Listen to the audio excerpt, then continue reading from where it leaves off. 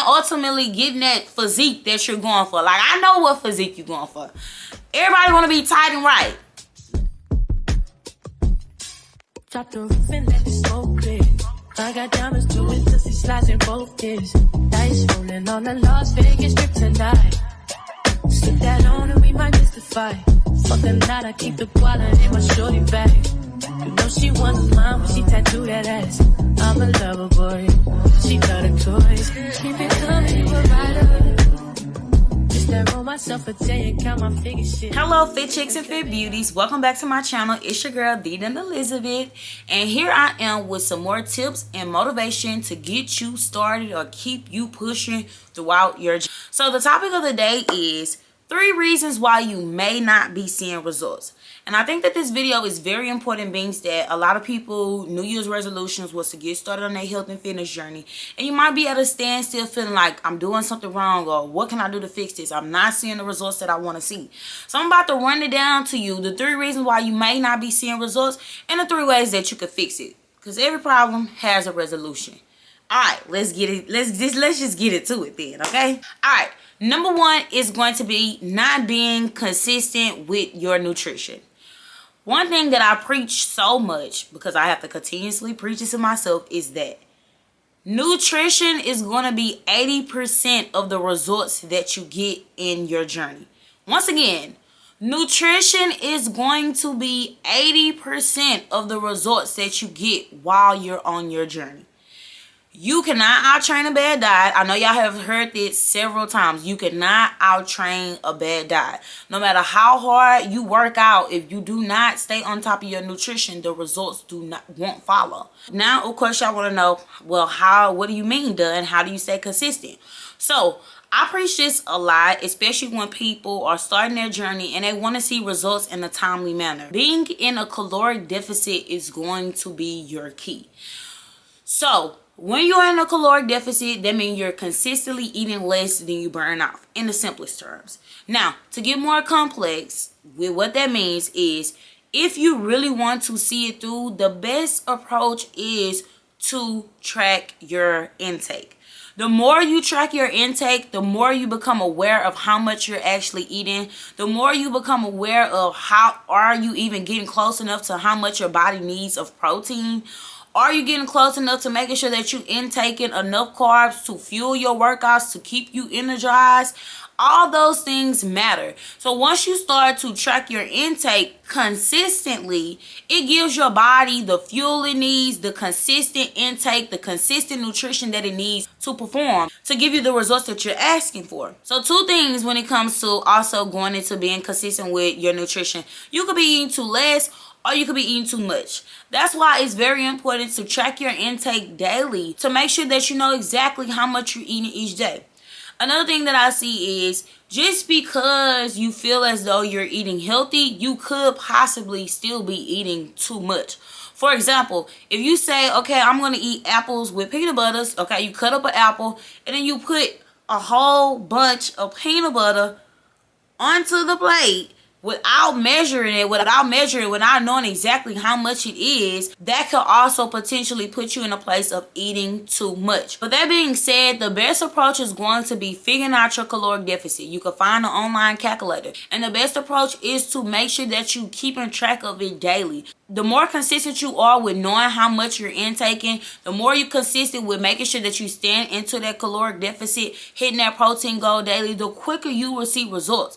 Most times we want to cut out this, cut out that, cut out that. But what that only ends up is having us craving it more, wanting more, overindulging, not knowing self-control.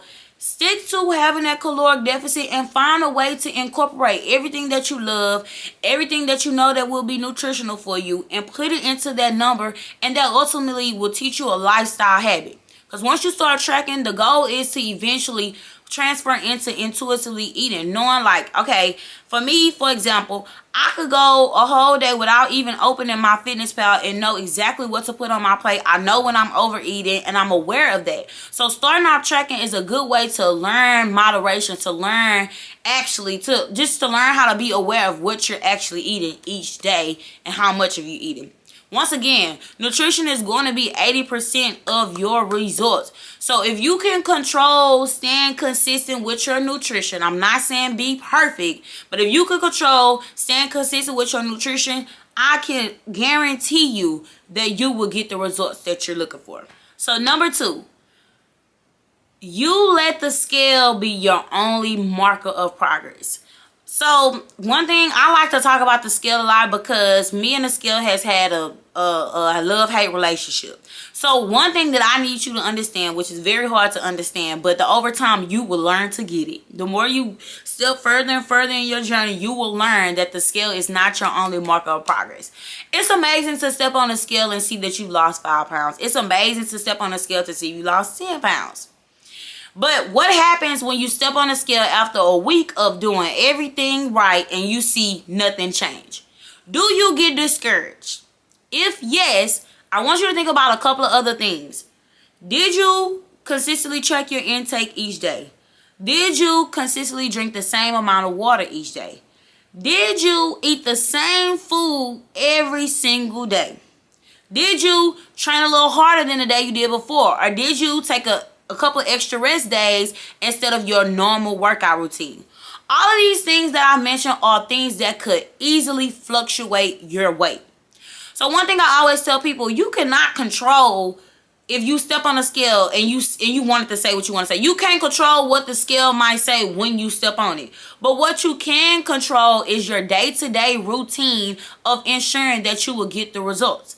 For example, if you step on the scale and you have consistently stayed the same weight for 4 weeks straight, you measure yourself, you lost maybe 2 inches off your waist, or you put on a pair of jeans that you couldn't fit at the beginning of the month, but you can easily get into them at the end of the month, what you see here is fat loss, which is going to be way more important than scale weight. Your weight can literally stay the exact same and your body looks totally different. One thing that you will have to learn as you step further and further in your journey is scale weight is so small compared to fat loss. And the only way to achieve fat loss is making sure that you're consistently in that caloric deficit, consistently showing up to your workouts, consistently taking care of your mental health, because that's what's going to keep you showing up. And that's how you get the results. So focusing on hitting that protein every day, making sure that you're in a caloric deficit, is going to make sure that you're preserving as much muscle as possible while you're losing the weight. Making sure that you also giving your body what it needs to have to recover, to replenish, to build more muscle along the way, and ultimately getting that physique that you're going for. Like, I know what physique you're going for. Everybody want to be tight and right. Tell me if you don't want to be tight and right. Okay, everybody want to be tight and right. That's why making sure that you consistently into that caloric deficit is literally going to be your key to getting to that. Number 3 is a one that a lot of people let go smooth over their head. And I'm here to tell you why this is why you need to know. One other reason why you may not be seeing results is because you're not getting enough sleep and you're stressed out. Let me tell you, our bodies really go into the transformation when we recover. It's not while we're working out. While we're working out, our muscles are being broken down. But while we recover, that's when they replenish and that's when they are able to grow. Which literally happens most times in our sleep. If you're only getting 4 hours of sleep, if you're only getting 5 hours of sleep, you stand up all night watching TV, looking at stuff, your body doesn't have that time to recover. And that's very important. When you do not get enough sleep, it literally affects your day the next day. You probably stressed out. 9 times out of 10, if you sleepy and you tired, you're going to want to crave more sugary food. You're going to want to most likely eat more than what you should be eating because you're not well rested. I want to challenge each and every one of you to aim to at least get 6 hours of sleep. 7 to 9 is amazing, but if you can at least aim to get 6 hours of sleep, start off with 6, that will literally get you on the right path. So this is why I always say stress has a lot to do with it as well, because as women, stress sits right in our lower midsection. A lot of people say that's my trouble area, like that's what I need gone. But if you stressing, how we gonna get that to go away? Let's talk about it. If you always stressed out, how are we gonna get that to go away? Find ways to de-stress and decompress. That may be going to work out to blow off some steam, not letting the scale dictate your work. If you're on your journey and you constantly step on the scale, get discouraged. Constantly step on the scale, get discouraged. It only constantly stresses you out. So, yeah, you might be consistently hitting your nutrition, or yeah, you might be consistently showing up, but mentally you're stressed out, and that also can negatively impact your results. De-stress, decompress, change your mindset. Because if you're only focused on hitting that 50-pound weight loss goal, or if you're only focused on hitting that 100-pound weight loss goal, you cannot fully step into the process of being on a journey. Because if you can fully enjoy the process of being on a journey, then you can learn how to create it as a lifestyle. Because once you hit that 50-pound goal, or once you hit that 100-pound goal, it doesn't stop there. So you have to mentally prepare yourself to realize that the approach and the steps that I'm taking now needs to be the approach and the steps that I know that I can continue to take for the rest of my life, to just become a better version of myself. Real results do not happen overnight. Constantly keep working at it. Constantly keep working towards becoming a better version of yourself. And the more you constantly keep working towards it, the more you can learn how to sustain it. When you hit that 50-pound weight loss goal, you want to be able to get there and keep going.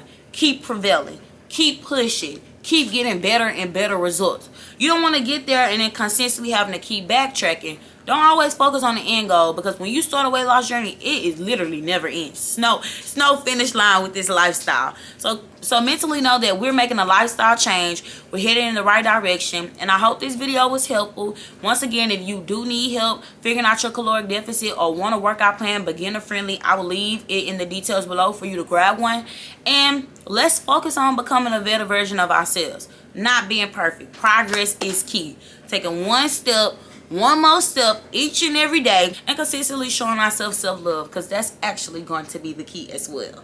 So with that being said, thanks for tuning in to this video, and y'all already know the drill. Come back and mess with your girl. Peace out.